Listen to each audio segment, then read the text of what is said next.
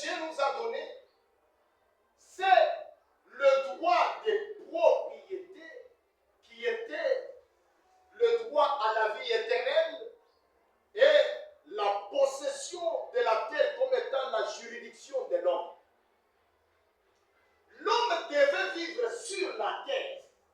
Il n'a pas été créé pour aller au ciel. L'homme, sa demeure, c'est ici sur la terre. Est-ce que vous le croyez? L'homme, sa demeure, c'est ici sur la terre. Mais à cause du péché, à cause du mal, il a perdu ses droits. Il a été éloigné de son héritage. Et Dieu devait remettre l'homme dans sa position. Dieu devait réellement replacer l'homme dans sa position. Mais pour que l'homme ait le droit, pour que l'homme ait accès, pour que l'homme retrouve son héritage, qui est la terre et la vie éternelle, Dieu ouvre la voie par la nouvelle naissance, par le baptême du Saint-Esprit. Et il dit que cela est un gage. Et je disais que le gage, c'est un acompte sur une grande partie à verser. Admettons que vous avez payé votre véhicule ou un vélo. Le vélo vous coûte par exemple $500. Et maintenant vous venez, vous donnez la compte. Cette compte, c'est une avance, par exemple de $100. C'est cela que l'apôtre Paul appelle le Saint-Esprit, qu'il appelle aussi le gage. Cela veut dire qu'il y a la totalité qui doit être versée de 400. Mais vous apportez une partie de $100 comme étant le gage. Et on vous garde votre bien. N'est-ce pas? C'est ce que l'apôtre Paul parle. Et l'homme devait avoir la plénitude de la vie. L'homme devait avoir la plénitude de la guérison. L'homme devait avoir la plénitude de la rédemption. Mais comme il était tombé, Dieu fait quoi? Il lui donne le gage. Il lui donne le Saint-Esprit. Il lui donne la vie qui est la nouvelle naissance. Pour que l'homme puisse avoir quelque chose qui puisse le satisfaire aux besoins. Cela pourrait régler certains besoins. Mais ce n'est pas la totalité de la chose. La totalité là, elle doit venir. Et l'apôtre Paul dit, lequel est un gage de notre héritage pour la rédemption de ce que Dieu s'est acquis à la louange de sa gloire. Oh my. Romains chapitre 8, il dit ceci au verset 22. Or, nous savons que jusqu'à ce jour, la création tout entière soupire et souffre les douleurs de l'enfantement. Amen, amen. Amen. Jusqu'à ce jour, la création tout entière soupire et souffre. D'autres traductions disent la création tout entière gémit. La création tout entière souffre. Or, quand la création souffre, c'est après que Jésus ait versé le sang. C'est après que Jésus soit crucifié qu'il est mort. Il est même ressuscité des morts. Mais l'apôtre Paul dit que toute la création souffre et gémit. Pourquoi? Puisque la totalité du travail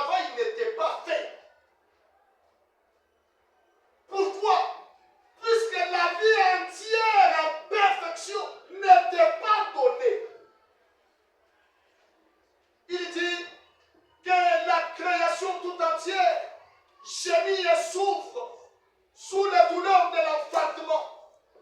Quand on parle de l'enfantement, les douleurs de l'enfantement, il y a de grandes secousses, il y a de grandes douleurs, il y a véritablement des effets que la terre est en train d'exprimer pour ainsi enfanter quelque chose de meilleur.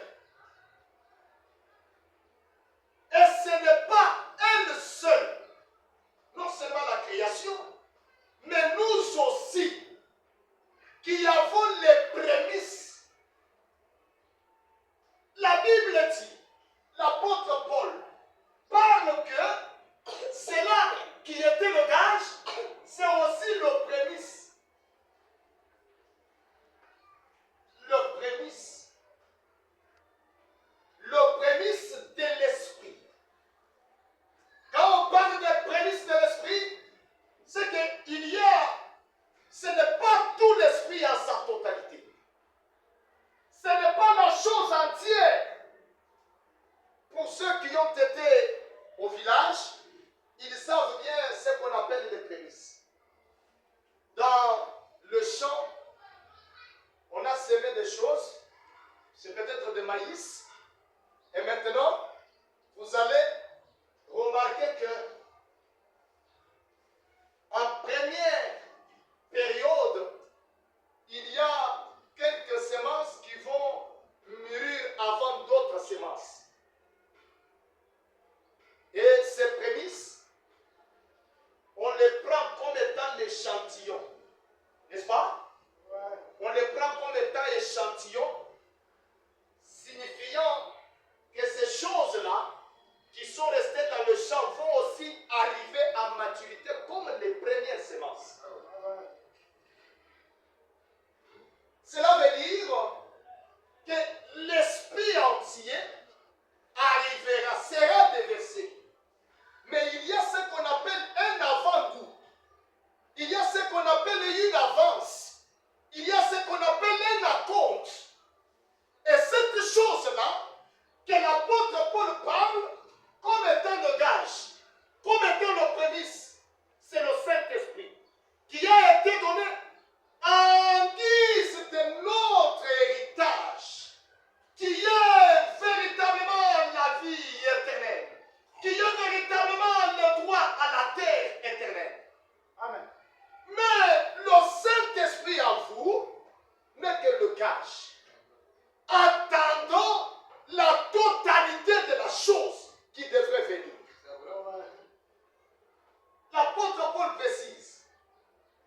Il continue en disant que nous aussi, nous soupirons à nous-mêmes en attendant l'adoption, la rédemption de notre corps.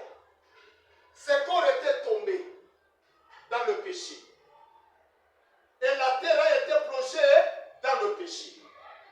Toute la création était plongée dans le péché. Et les choses créées par Dieu ont commencé à tourner à l'envers.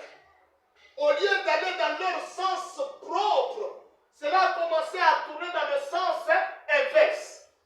Et maintenant, Dieu n'a pas admiré cela. Dieu voulait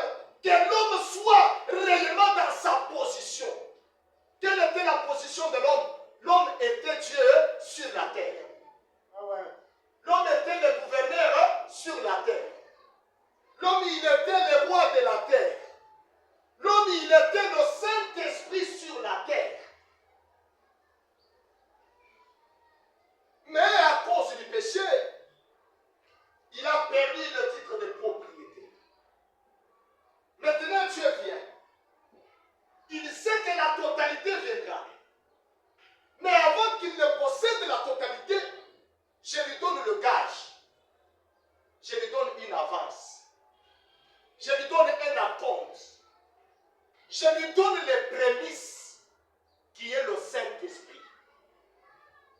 Ce que les Paul et les Pierre avaient n'était pas la totalité de l'Esprit de Dieu. Mais ils avaient la portion, la compte, les prémices et le gage qu'ils vont avoir la totalité à la fin. Amen. Est-ce que vous comprenez ça? Ah ouais. Éphésiens chapitre 4, verset 29. La Bible dit, oh, qu'il ne sorte de votre bouche aucune parole mauvaise. Mais s'il y a lieu quelques bonnes paroles qui servent à l'édification et communiquent une grâce à ceux qui l'entendent, n'attristez pas le Saint-Esprit de Dieu par lequel vous avez été scellés pour les jours de la rédemption. Est-ce que vous comprenez? La parole nous précise aussi qu'il y a le Saint-Esprit qui est donné. Ce Saint-Esprit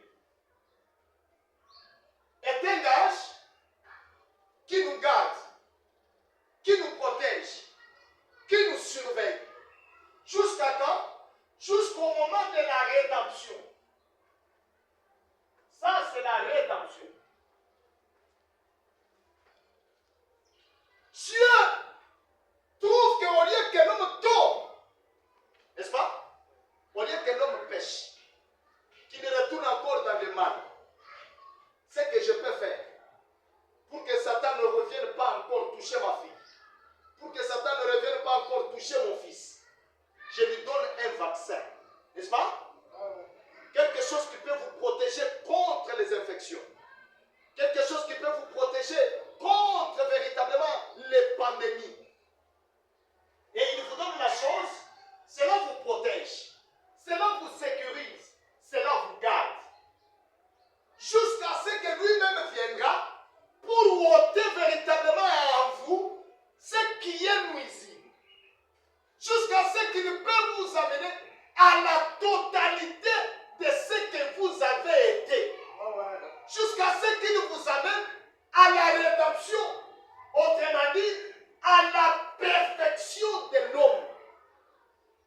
Et le corps, et l'esprit, et l'âme de l'homme étant parfait. Un corps qui ne peut pas tomber encore malade. Un corps qui ne peut pas encore mourir. Tout ça est consort. Mais cela, Dieu l'a d'abord fait au travers de la nouvelle naissance, au travers du Saint-Esprit, en recevant la parole. Et quand vous avez le Saint-Esprit, c'est un gage. Ça, c'est une chose. Amen. Amen. Ça, c'est la première chose que Dieu a faite. Il devait garder l'Église en donnant le gage. Frère Branham dit, dans la prédication Apocalypse chapitre 5, première partie au point 43. Maintenant, remarquez alors que nous continuons. Bien, nous savons que certains, nous sommes prédestinés avec l'agneau, le Seigneur Jésus-Christ. Le Saint-Esprit est notre sceau. Le gage signifie qu'une plus grande part viendra plus tard. L'Église entend bien? Une plus grande partie viendra plus tard. Nous n'avons que le gage. Le gage n'est que la cause. Oh, comme c'est merveilleux. Vous allez pour payer une moto. Maintenant, vous dites, la moto c'est $1000. Et là, moi, j'ai $300. Alors, faites-moi la compte. On vous fait la facture. On vous donne la facture de $300. N'est-ce pas? La moto est votre moto. Mais elle attend jusqu'à ce que tu vas apurer les 700. Amen. Amen. C'est ce que Dieu a fait avec le baptême du Saint-Esprit.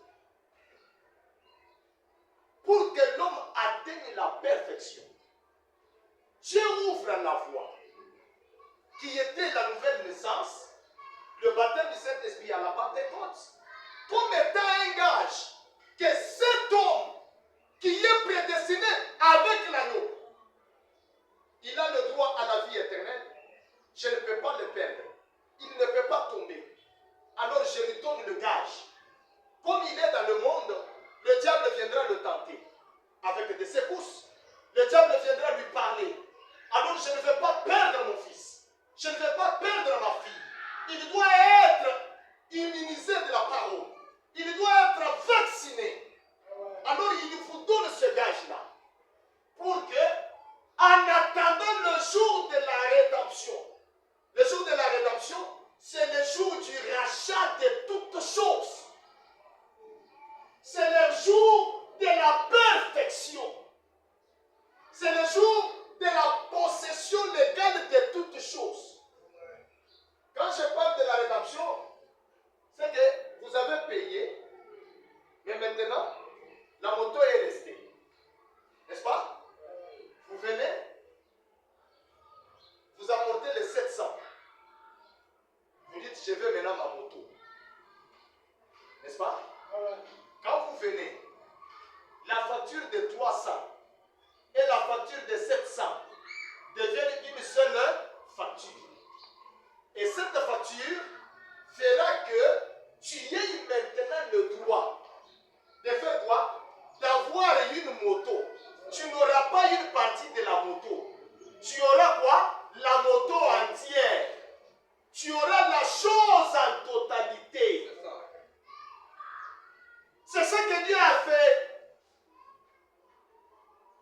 Maintenant, quand l'homme recouvre cet état de toute la perfection, de la rédemption, il devient ce qu'il a été, pas plus, pas moins. Et il dit, ce n'est que la compte qui assure cela, garantit cela, et l'ancre de telle sorte que personne d'autre ne peut y toucher. Personne ne peut faire quoi? Y toucher. C'est le gage de notre adoption. Je vais encore parler plus bas. Il y a des cultures où quelqu'un peut aller épouser une femme. Il apporte ce que vous appelez les kifungamula. N'est-ce pas? C'est ça la compte pour la route, non? Et les gens sont en train de danser. Les gens sont en train de jubiler. On a apporté. Dès cet instant, la femme appartient à qui? À l'homme. La femme appartient à qui? La femme appartient à l'homme. Mais elle lui appartient, mais elle n'est pas sous son toit. Il faut que l'homme apporte le reste de la dot pour récupérer sa femme.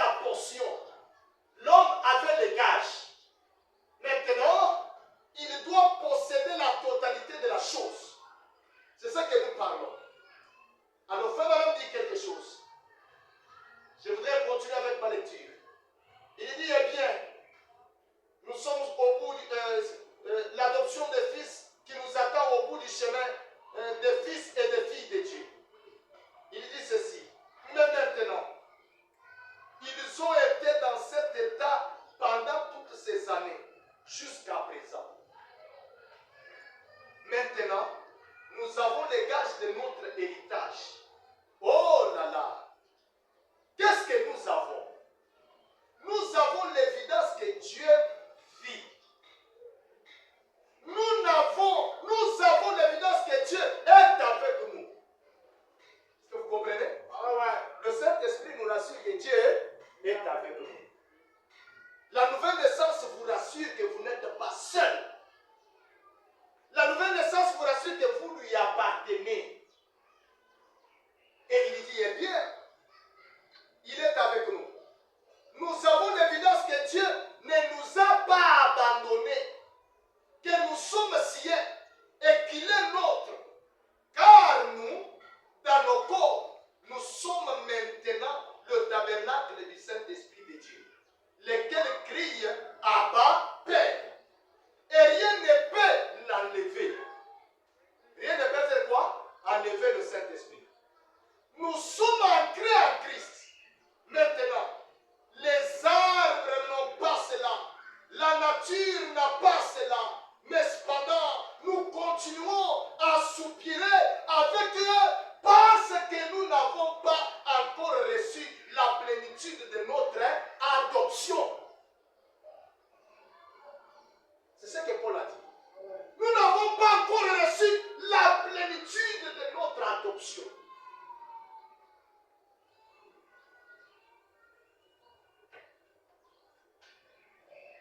Mais nous en avons le gage. Car nous avons été retirés des choses du monde. La preuve que vous avez le gage, c'est que vous êtes une sœur séparée avec le monde. Vous êtes un frère séparé avec le monde. Pas un frère qui aime le monde. Une église qui aime le monde. Une sœur qui aime le monde. Non, non, la Bible dit, celui qui aime le monde, l'amour de Dieu n'est point à lui. La preuve que tu as Dieu, c'est que les choses du monde, tu en as le dégoût. Est-ce que je me parle? Oh ouais. Est-ce que je me parle? La preuve que vous avez Dieu, c'est parce que vous avez réellement l'amour de sa parole et l'amour de sa présence. Amen. Quand vous avez encore mal à aller à l'église, qu'on vous efforce, quand vous avez encore mal de vivre la parole, il faut qu'on vous dise, Dieu n'aime pas ça. La Bible ne veut pas ça. Tu dois t'habiller comme ça. Tu dois agir comme ça. Qu'on doit te dire qu'il faut aimer ton frère. Il faut aimer ta soeur. Tu es encore loin des choses de Dieu. Ce qu'il te faut, c'est la nouvelle naissance. Puisque quand tu nais de nouveau, la nouvelle naissance engendre premièrement la foi. Quand la foi vient, et la vertu. Quand la vertu vient, c'est la connaissance. Quand la connaissance vient, la connaissance de la parole. Quand la connaissance vient, il y a la tempérance. Un homme, une femme qui est en mesure de se calmer devant des problèmes. Il ne s'agite pas. Une chrétienne, même si on l'injurie, on lui fait du mal. La tempérance, c'est quelque chose de grand. Quand on vous injurie et que tu apprends qu'on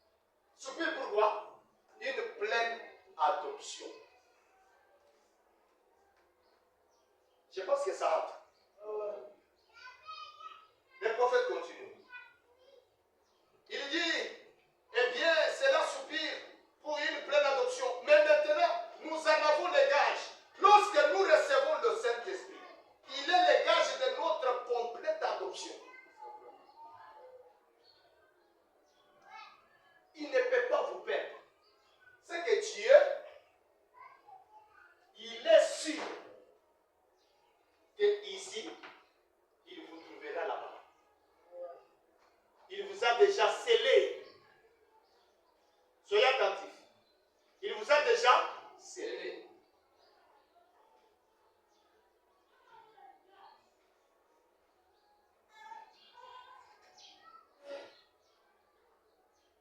L'homme vient, il comprend que j'ai doté. Comme j'ai doté, je pars. Je trouverai ma femme après une année. Je trouverai ma femme après 2 ans. Après 6 mois. Après 2 mois. Pourquoi? Il a prédoté. Et Christ a fait cela. Mais maintenant, quand est-ce que la rédemption entière devait s'accomplir? Quand est-ce que le véritable devait venir? Quand est-ce que la totalité de l'Esprit devait venir? C'est à la prise du livre de vie de l'agneau. C'est quand Christ devait briser les sceaux. C'est quand Christ devait véritablement quitter le trône d'intercession. Pour venir faire quoi? Réclamer ses sujets pour qui il était mort à la croix. Amen, amen. Amen. Et quand il vient ici, c'est le moment de la rédemption de toutes choses. Ce n'est pas une partie, mais c'est la totalité.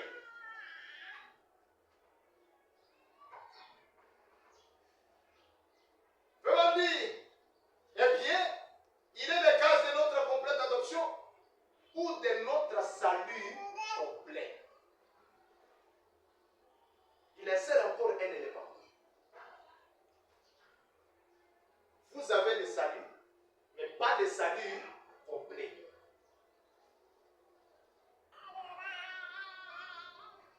Amen. Amen. Vous avez le salut. Même la Bible dit que Jésus a été le précurseur de notre salut. Il est mort. Il est ressuscité. Il est monté. Il nous a précédés. C'est dans la Bible. Il a été qui? Le précurseur de notre salut. C'est que le salut viendra. Est-ce que vous avez déjà lu ça dans la Bible? Je vais vérifier ça. Voyez ce que la Bible dit. Jésus est parti. Parce que si nous pouvons lire qu'il est mort, il est ressuscité et c'est fini, nous avons le salut complet. Il nous manque quelque chose. Voyez ce que la Bible dit. Je crois que c'est dans 1 Corinthiens, je pense.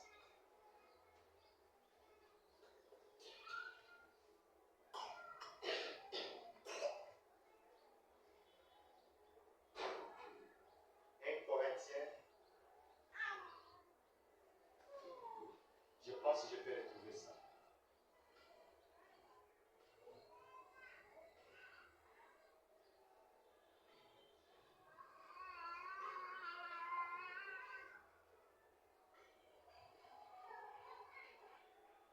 Dans Hébreux chapitre 6, au verset 20, il dit ceci.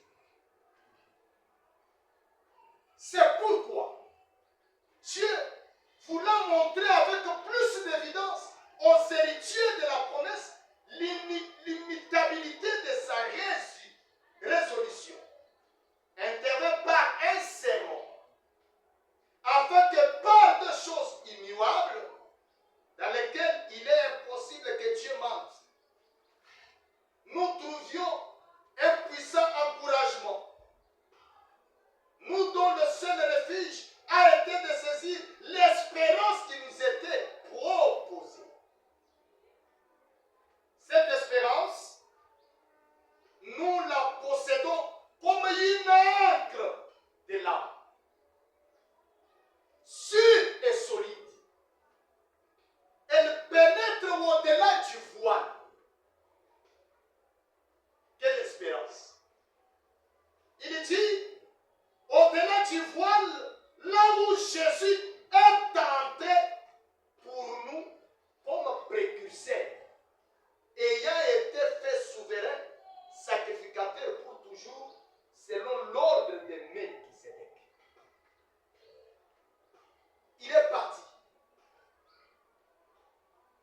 un autre précurseur.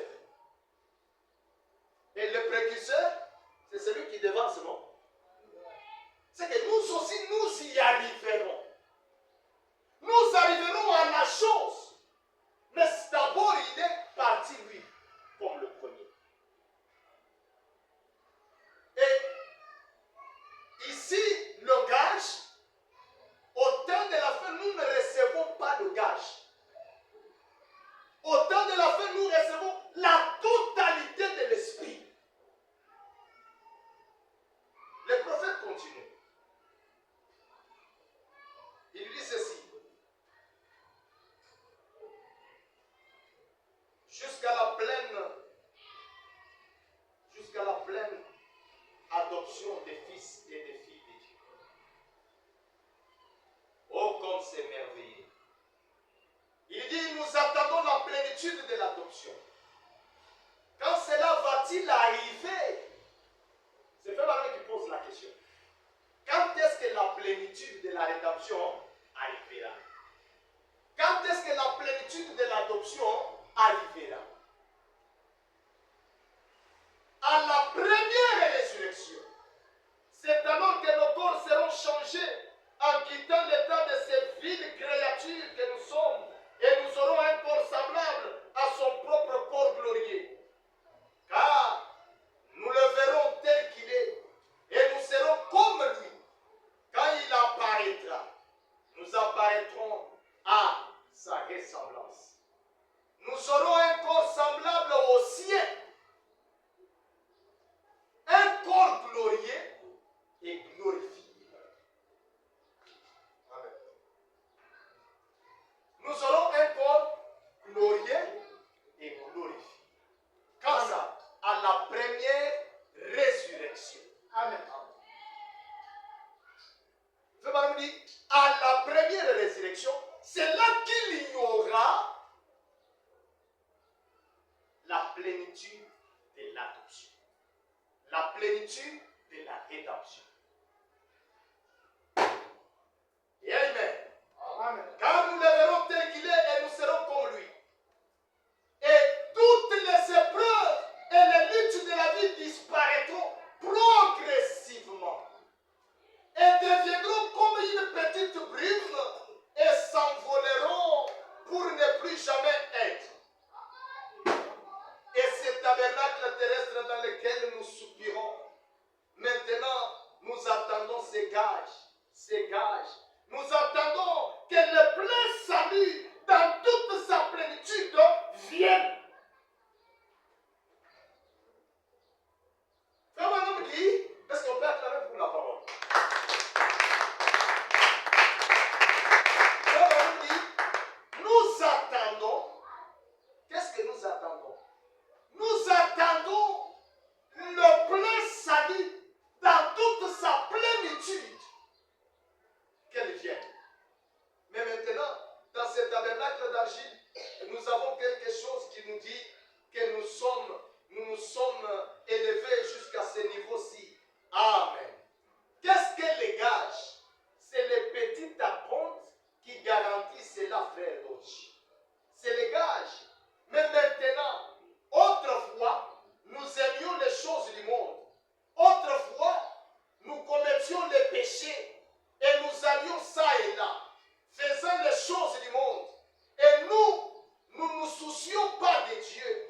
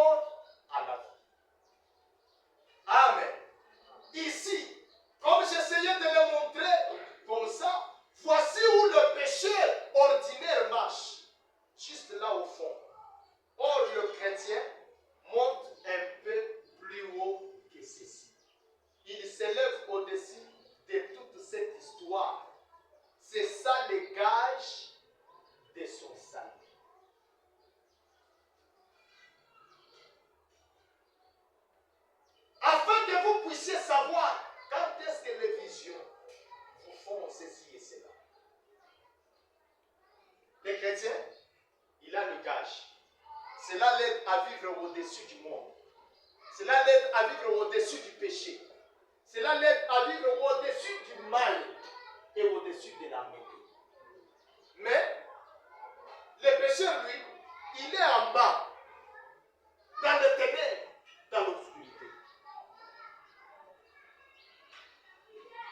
Les prophètes précisent que la rédemption pleine vient quand? À la première résurrection. Retenez cela. Le prophète dit, au point 50, toujours la même prédication. Mais nous avons quelque chose que eux n'ont pas. Nous avons Jésus. Que eux viennent ici. S'ils désirent quelque chose, demeurer en Christ. Nous avons Jésus. Ils ne peuvent avoir Jésus à moins qu'ils ne viennent ici. Et lorsque nous allons là-bas, nous sommes hors de son camp. N'essayez pas de briller, luisez. Et vous ne pouvez pas luire. Vous devez laisser cela luire en vous. Voyez-vous? Les petits verres luisants ne luisent pas parce qu'ils veulent luire. Il luit effectivement. Il y a quelque chose en lui qui luit. C'est en lui. C'est lui-même qui fait cela. Quelque chose luit en lui. Eh bien, c'est ainsi avec le Saint-Esprit. Nous n'avons pas à être particuliers, à être différents, à être quelque chose de plus. Vous n'allez jamais vous forcer de vivre quelque chose de la parole.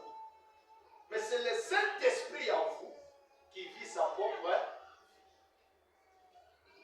Il continue. Il dit, libérez-vous tout simplement et menez une vie pieuse et laissez Dieu vivre en vous. Cela va nuire pour l'évangile, voyez-vous. Non pas prier. Prier, cela fait que les singes sautent dessus. Une chose qui brille. Vous savez, ils sautent toujours sur une chose qui brille. Mais la luisance, c'est une douceur tendre et paisible du Saint-Esprit.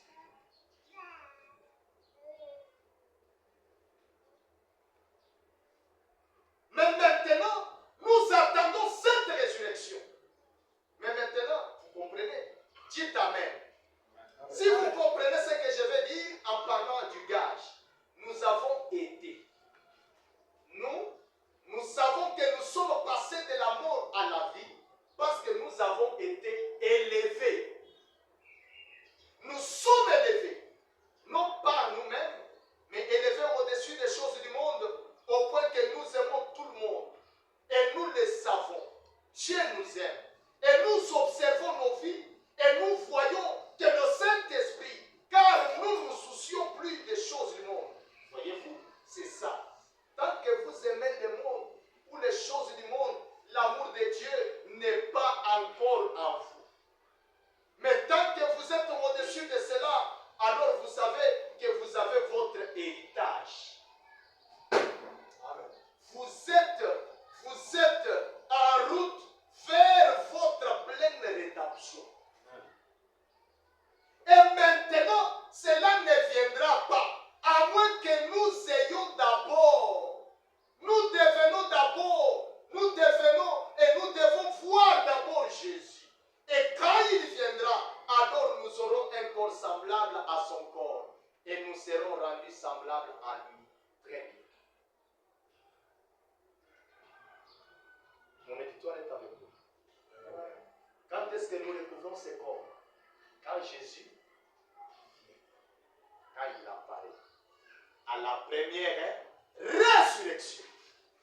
C'est alors que nous aurons, non pas le gage, mais la plénitude de l'adoption, la plénitude de la rédemption, le plein salut. Amen. Il dit bien, bon, nous voyons quelque chose qui a été perdu.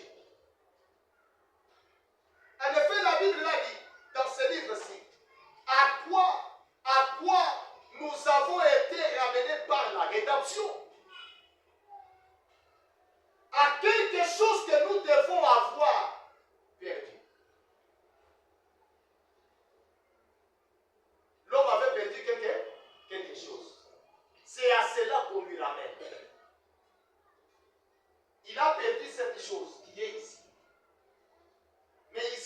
donne les gages pour qu'il ait l'accès, pour qu'il commence à marcher vers la perfection, vers la rédemption, vers l'adoption.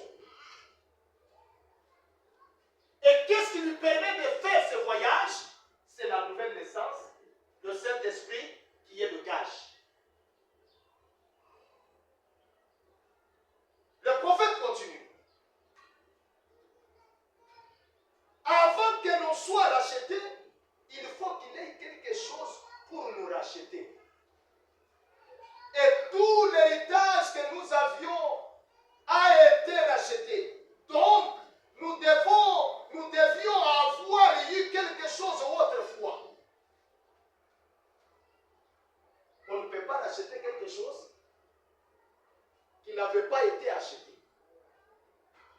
Vrai ou faux? Vrai ou faux?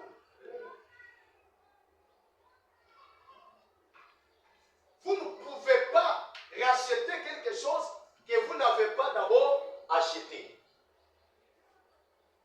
C'est-à-dire,